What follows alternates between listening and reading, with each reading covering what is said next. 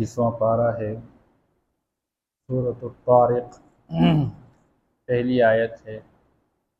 اعوذ باللہ من الشیطان الرجیم، بسم اللہ الرحمن الرحیم، والسماء والطارق وما أدراك ما الطارق النجم الثاقب إن كل نفس لما عليها حافظ صدق اللہ العظیم۔ یہ سورۃ الطارق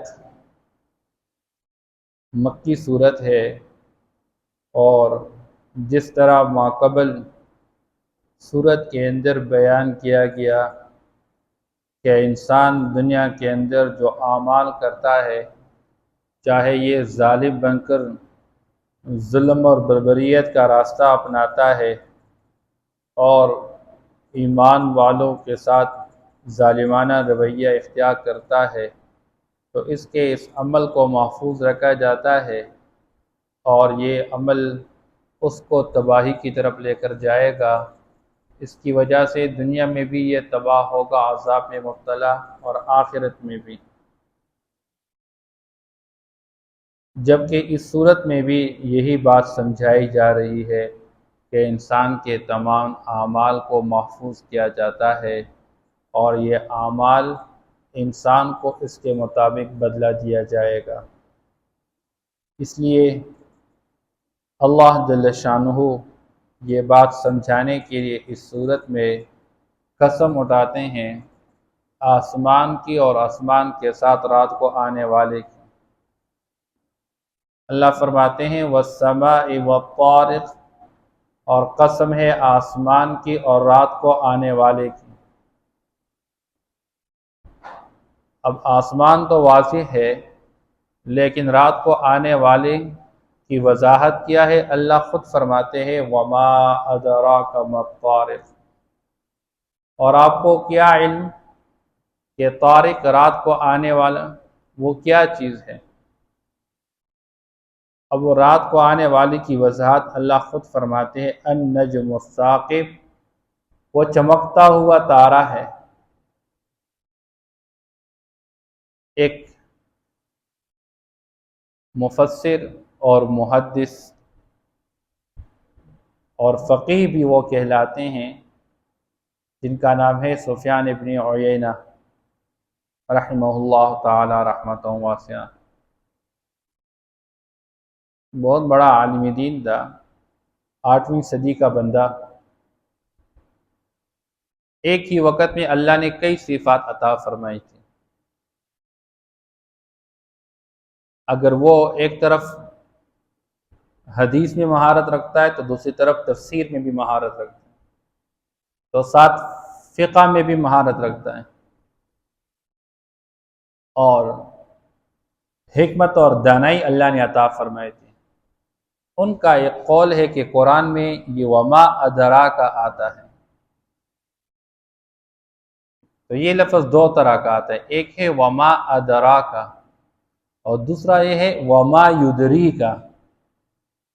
تو یہ ادرا اور یدری ایک ہی لفظ ہے معنی کے اعتبار سے، لیکن انہوں نے ایک قول بیان فرمایا ہے کہ جہاں ادرا کا لفظ آتا ہے وما ادراک، وہاں اللہ خود آگے وضاحت کرتے ہیں، اور جہاں وما یدری کا لفظ آتا ہے وہاں اللہ کو آگے وضاحت نہیں کرتے ہیں۔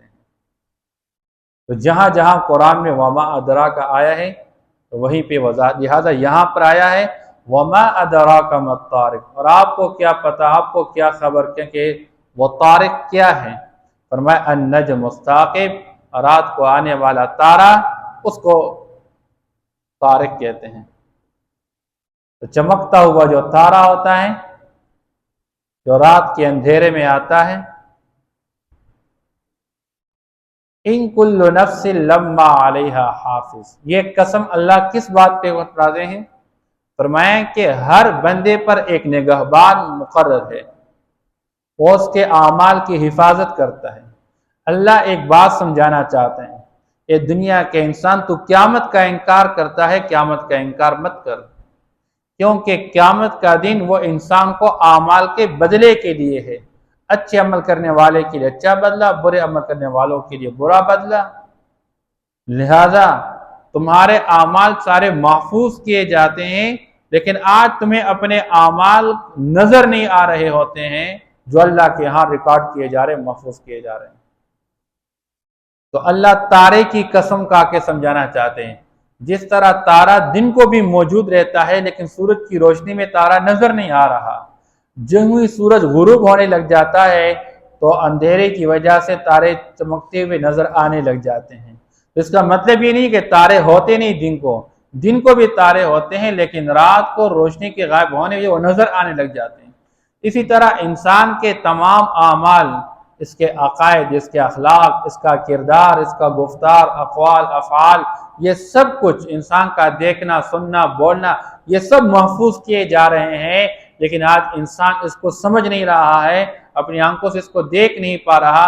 ایک وقت آنے والا ہے جیسے رات کے اندھیرے میں تارے نظر آنے لگ جاتے ہیں، ایسے قیامت کا دن جب قائم ہوگا انسان کو کہا جائے گا لو یہ اپنا اعمال نامہ اور بلوغت سے لے کر موت تک اپنے تمام ریکارڈ کو پڑھ لو۔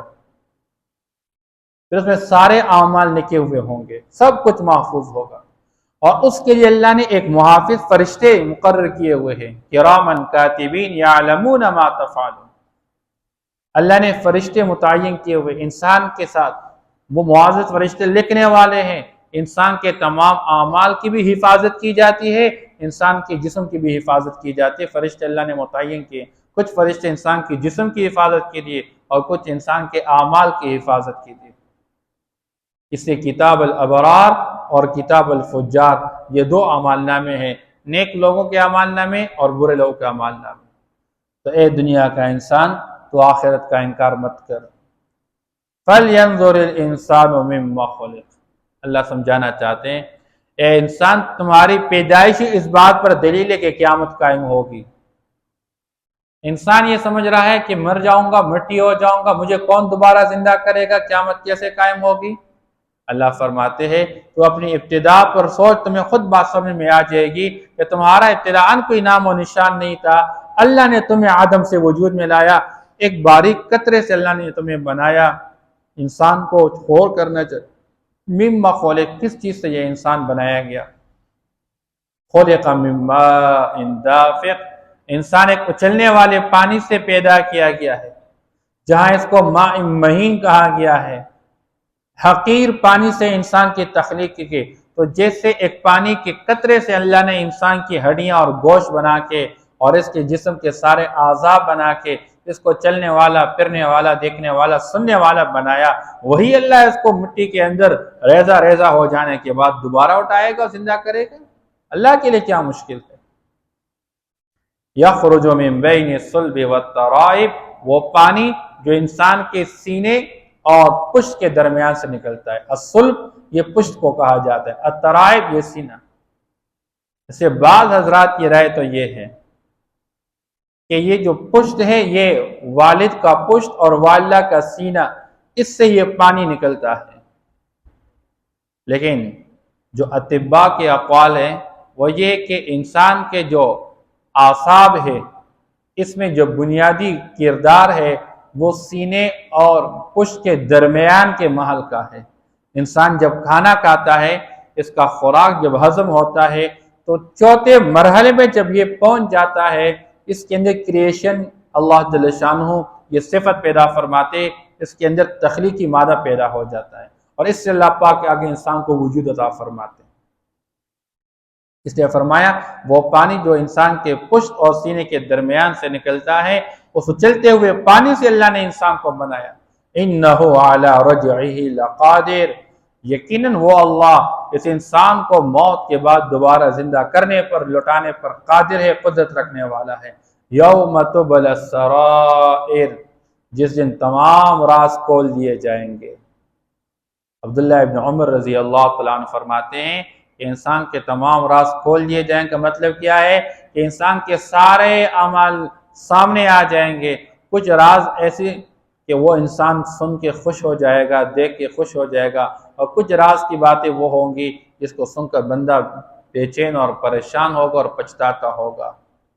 جیسے دنیا کے اندر بندہ سمجھتا ہے میری بعض باتیں کسی کو معلوم نہ ورنہ میں رسوا ہو جاؤں گا، تو قیامت کے دن انسان کے سارے راز کھول دیے جائیں گے، لیکن فرمایا کہ وہ جو کھول دیے جائیں گے اس میں کسی قسم کی کوئی تبدیلی نہیں کر سکے گا۔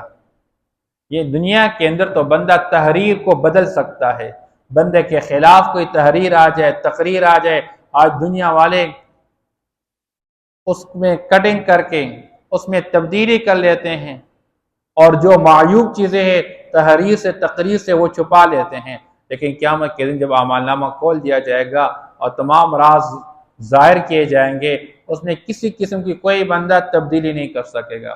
فَمَا لَهُ مِنْ قُوَّةٍ وَلَا نَاصِرٍ، پھر اس انسان کے پاس اس عمل نامے کے اندر، ان رازوں کے اندر تبدیلی کرنے کے لیے نہ انسان قوت اور طاقت رکھے گا، نہ کوئی اس کا ممد اور معاون و مددگار ہوگا۔ دنیا میں بندہ اپنے خلاف چیزوں کو بدلنے کے لیے قوت اور طاقت کو بھی استعمال کرتا ہے، اپنے لیے کوئی ممد اور معاون مددگار بھی طلب کر لیتا ہے، لیکن قیامت کا دن ایسا ہوگا کوئی کسی کی مدد نہ کر سکے گا، نہ انسان کے پاس اپنی اتنی قوت اور طاقت ہوگی، سب کچھ سلب کیا جائے گا، پھر اس دن کسی قسم کی تبدیلی نہیں کی جائے گی۔ اس لیے دنیا میں انسان ہوش میں آئے اور سمجھ جائے اس بات کو کہ میں نے موت کے بعد دوبارہ زندہ ہونا ہے، میرا تمام ریکارڈ میرے سامنے لایا جائے گا، بجائے یہ کہ اس میں کفر ہو، اس میں شرک ہو، اس میں تکذیب ہو، جھٹلانا ہو، انکار ہو، اس کی بجائے میں اللہ پر ایمان لاؤں، پیغمبر کی تعلیمات کو قبول کر لوں اور قرآن کے منشا کے مطابق اپنی زندگی بنا لوں، تاکہ میں ہر قسم کی رسوائی سے بچ جاؤں۔ وَالسَّمَاءِ وَالطَّارِقِ، اور قسم ہے آسمان کی اور رات کے وقت آنے والے کی۔ وَمَا أَدْرَاكَ مَا الطَّارِقُ، اور آپ کو کیا علم کہ رات کو آنے والا کیا ہے۔ النَّجْمُ الثَّاقِبُ، وہ چمکتا ہوا تارا ہے۔ إِن كُلُّ نَفْسٍ لَمَّا عَلَيْهَا حَافِظٌ، یقیناً ہر بندے پر ایک نگہبان مقرر ہے۔ اس کا ایک ترجمہ یوں بھی کیا جاتا ہے، نہیں کوئی بندہ مگر اس پر ایک نگہبان مقرر ہے۔